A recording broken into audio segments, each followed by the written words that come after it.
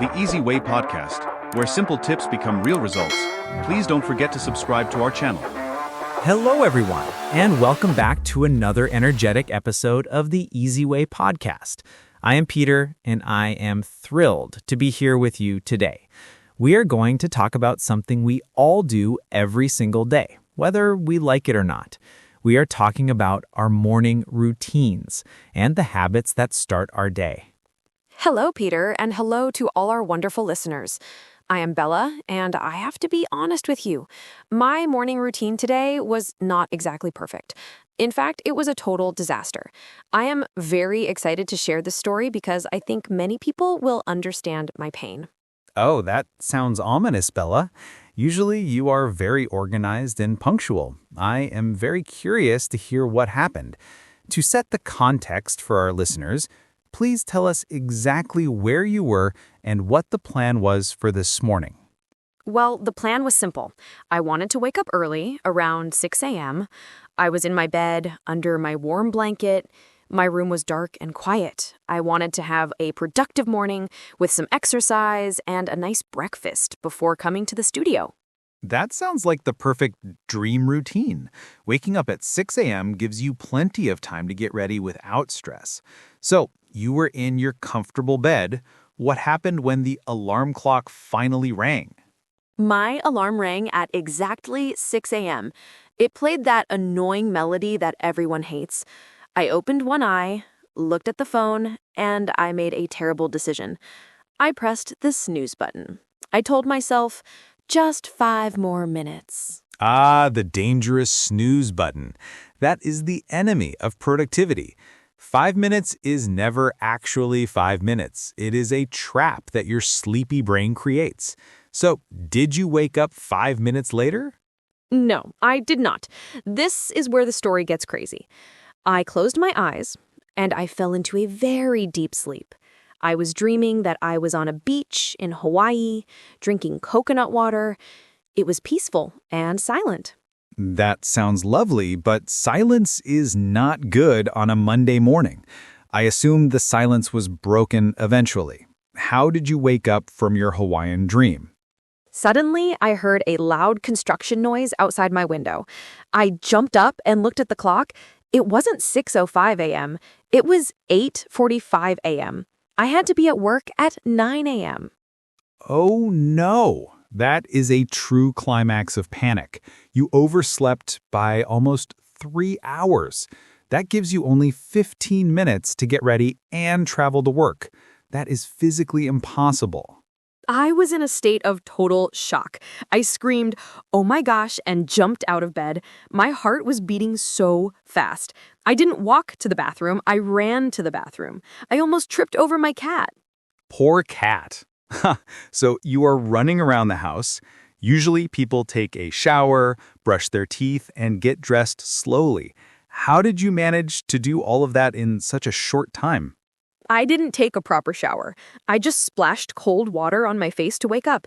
I brushed my teeth in about 10 seconds while I was trying to find my clothes with my other hand. It was multitasking at its worst. That is a hilarious image. Brushing your teeth while looking for socks. Choosing clothes is usually a difficult process. Did you manage to find a matching outfit, or are you wearing something strange today? I grabbed the first things I saw on the chair.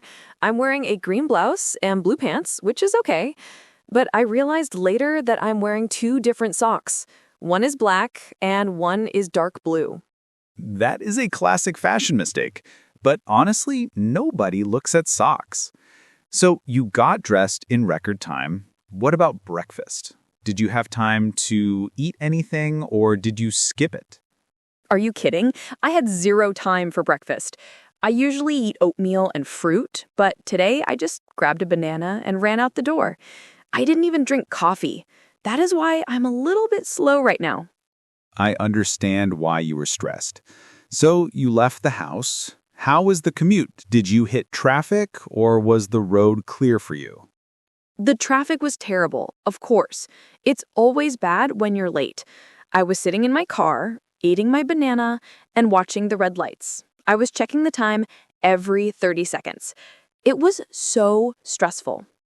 Commuting during rush hour is a nightmare. But you made it here, you arrived, you are safe, and you are ready to record. That is the most important thing. You survived the morning chaos. Yes, I survived. But I learned my lesson. I will never trust the snooze button again. From now on, when the alarm rings, I will get up immediately. No excuses. That is a very wise resolution. Now, let's use your story to develop the topic of daily routine. We can compare your crazy morning with a normal, calm routine. It helps to see the contrast. That is a great idea. Usually my routine is very structured. I wake up, then I get up. There is a difference. Wake up is when you open your eyes. Get up is when you leave the bed. Exactly. That is a key distinction for students. Many people wake up but don't get up for an hour. They check their phones or read news. Do you check your phone in bed usually? I try not to. I read that looking at screens immediately is bad for your brain. I prefer to stretch or drink a glass of water first. It helps to hydrate the body after sleeping for 8 hours. Hydration is key. After I get up, I always make my bed. It is a small task, but it makes me feel organized. Do you make your bed every morning, Bella? Yes, I do. My mother taught me that. If you make your bed, you have accomplished the first task of the day. It sets a positive tone. Even today, in my panic, I pulled the blanket up quickly. That is impressive discipline. Even in a panic, you made the bed. After that, we usually go to the bathroom, we wash our face, brush our teeth, and maybe shave or put on makeup. Put on makeup is a phrasal verb. It means to apply cosmetics. Today, I did not put on any makeup. I am going for the natural look because I had no choice. You look fantastic, don't worry. Another important verb is get dressed. This means to put clothes on your body. The opposite is get undressed, which we do at night. Correct. And then comes the best part of a normal routine, have breakfast. Note that we say have breakfast or eat breakfast, but we never say drink breakfast unless it is a smoothie. Good point. And in American English, we often use grab breakfast if we are in a hurry, like you did today with the banana. I grabbed a banana. It implies speed. Yes, after eating, we leave the house and go to work.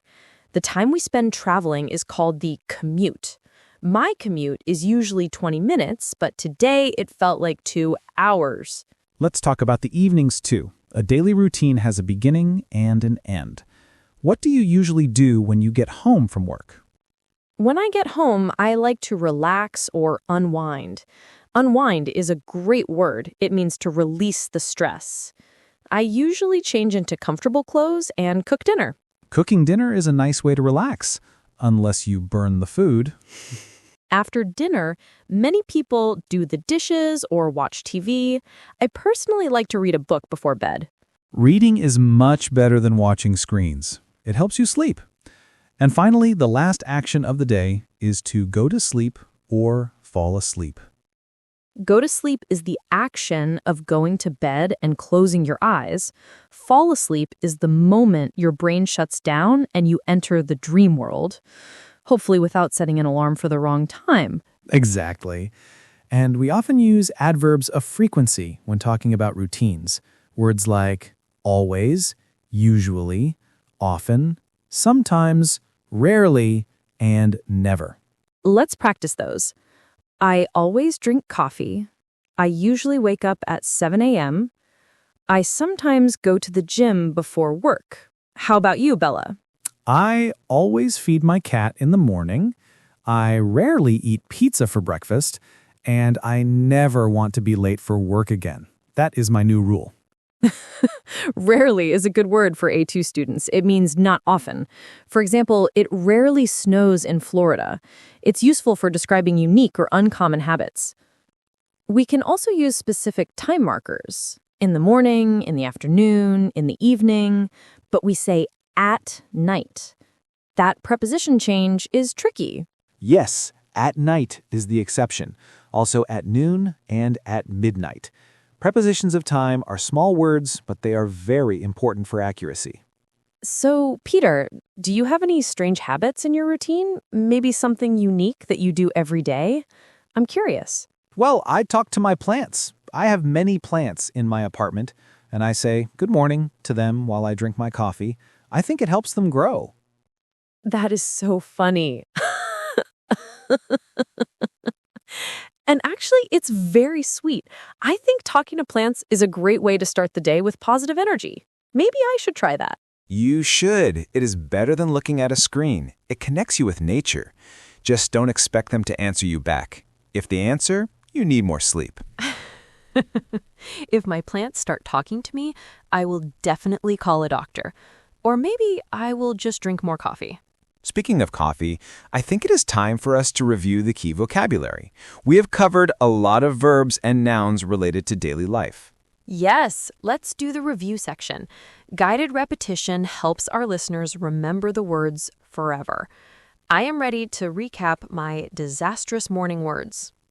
The first keyword is alarm, the device or sound that wakes you up. My alarm didn't ring. Or, in your case, I ignored my alarm.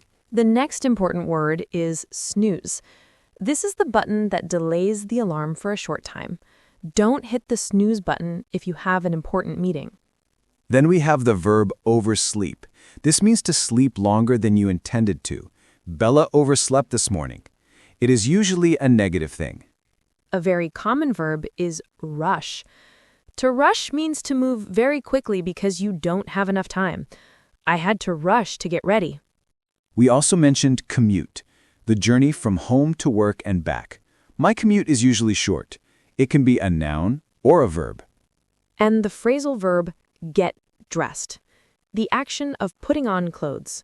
I got dressed in 2 minutes. Remember, got is the past tense of get. Correct. And let's not forget habit. A habit is something you do regularly. Checking my phone is a bad habit. Now, let's summarize the actions of the story. First, Bella was sleeping peacefully and dreaming about Hawaii. Second, the alarm rang at 6 a.m., but Bella made the mistake of pressing snooze and fell asleep again. Third, I woke up at 8:45 a.m. in a total panic. I splashed water on my face, brushed my teeth, and put on mismatched socks. Sad face.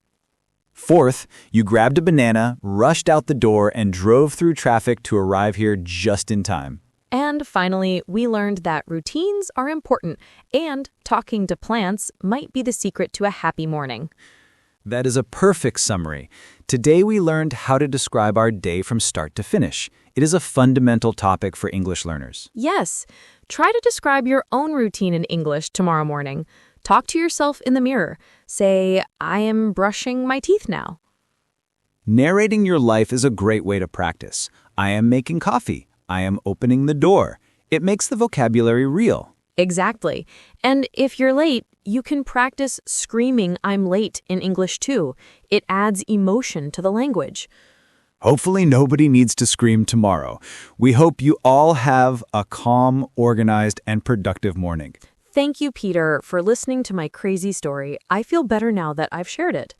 Thank you, Bella. It was very entertaining. And thank you to our listeners for tuning in to the Easy Way podcast. Don't forget to set your alarms correctly tonight. Double check the time. Yes, check AM and PM. That is a common mistake too. Have a wonderful day, everyone. Bye. See you in the next episode. Take care. And have a good breakfast. With coffee. Definitely with coffee. Bye. Goodbye.